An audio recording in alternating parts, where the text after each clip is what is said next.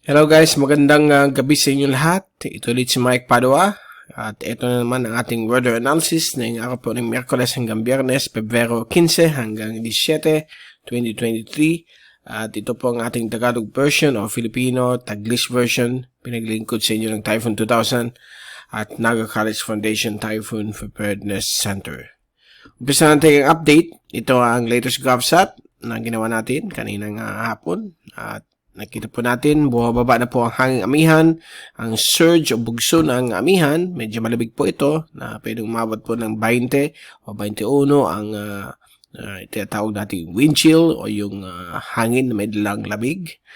At medyo mapanganib po ang mga coastal waters ng Luzon sa mga maliliit na kembang dagat dahil po sa malaking alon na pwedeng umabot ng 2 hanggang 3 metro.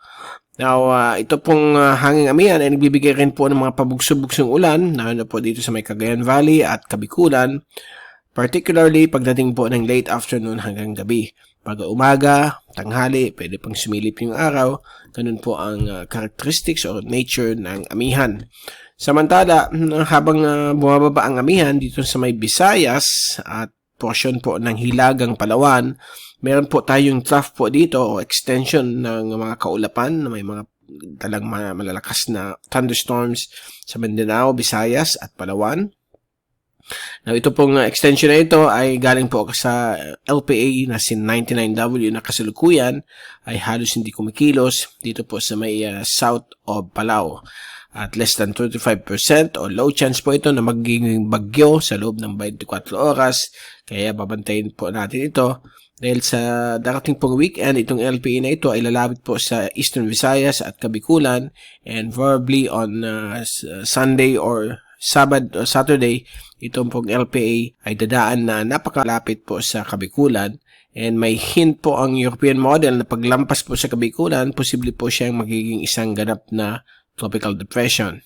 Dito po siya magde-develop habang ito po ay kikilos patungo po sa weakness po ng high pressure ridge na kung saan may dadaan pong frontal system na kanyang shear line na kakabit po dito sa 99W at posibleng baka maging tropical depression, but binabantayan po natin baka maging hybrid cyclone po siya. Ibig sabihin, it's likely to be a subtropical cyclone na meron po siyang characteristics ng frontal system at ang kalahati niyan characteristics ng bilang isang tropical cyclone, but hindi pa po yan sure kasi yung American model ay pinapatunaw po niyan pagdadaan niya dito sa Bicol, samantala ang European model ay mananatili po siyang low pressure area bilang active LPA pagdaan po sa may Kabikulan ngayong linggo.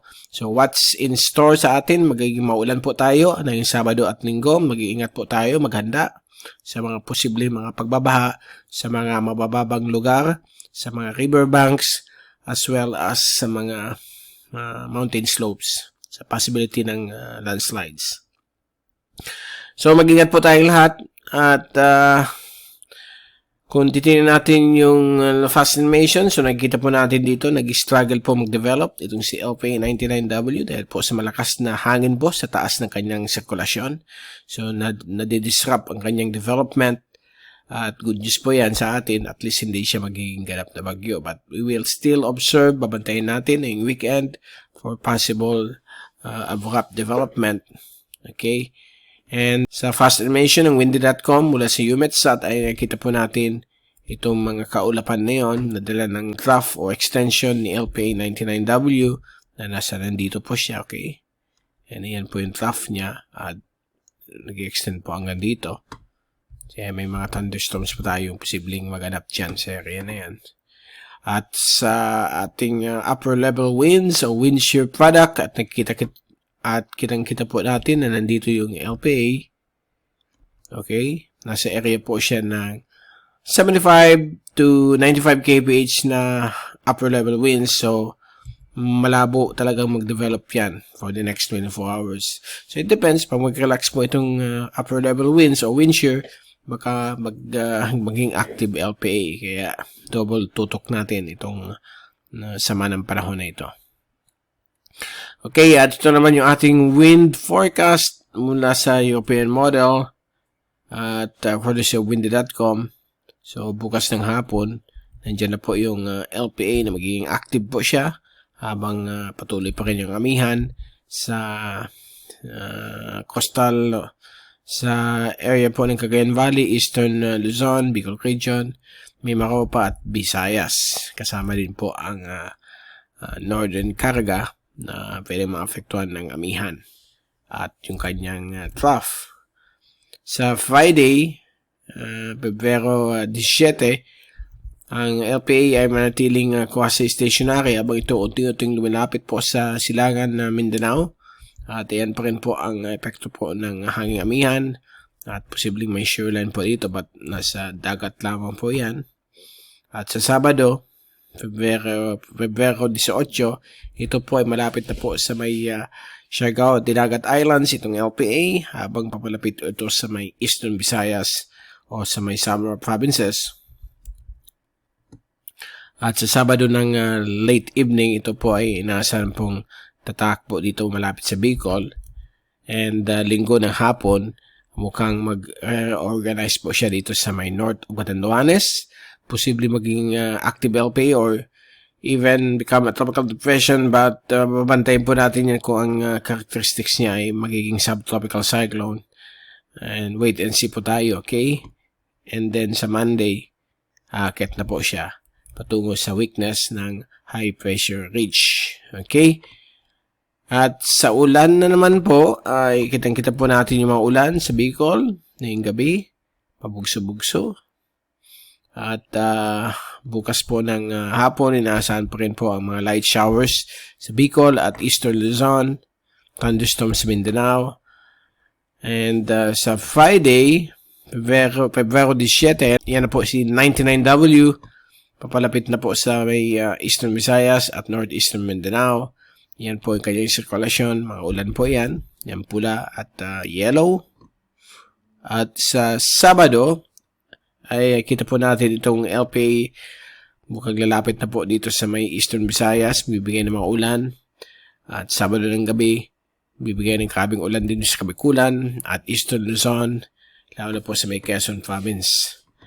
And Linggo ng umaga, nandyan pa rin po yung mga ulan. Dala ng LPA 99W. At sa hapon, ito po ay unti-unti na pong aakyat itong mga kaulapan habang papalayo na po si LPA 99W. May mga thunderstorms pa rin sa may Visayas at Mindanao sa linggo ng hapon. At sa Lunes ng hapon, Pebrero 20, ito po ay umakyat na po, accelerate towards the north. Nasa east na po siya ng Babuyan Cubao Islands. At sa Martes, Pebrero 21, ay halos nasa kalagitnaan na po siya ng North Philippine Sea.